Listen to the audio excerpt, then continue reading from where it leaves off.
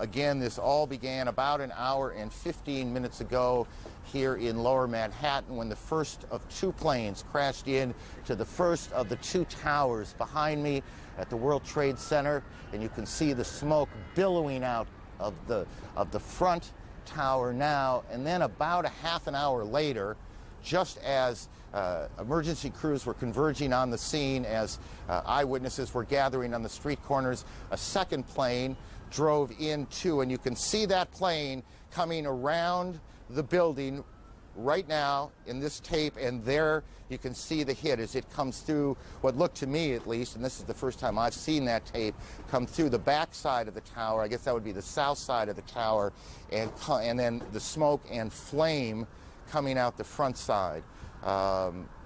Again, that was about a half hour after the first attack, which was at about 8:45.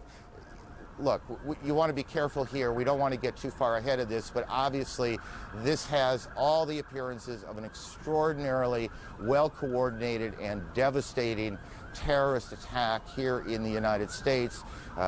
Certainly nothing like it since Oklahoma City, and nothing like it here in New York since the terrorist attack on the same World Trade Center buildings in February of 1993.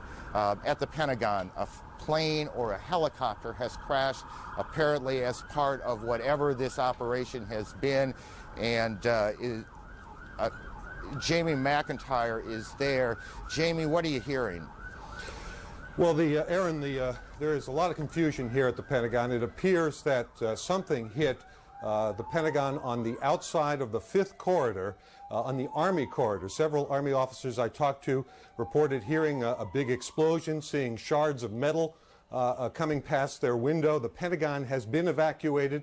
Emergency services personnel were rushing to reports of several people trapped in the building. Most of the building's 24,000 people are outside of the building or in the center courtyard as emergency teams try to sort out what has happened here. There is, of course, thick black smoke billowing from the scene.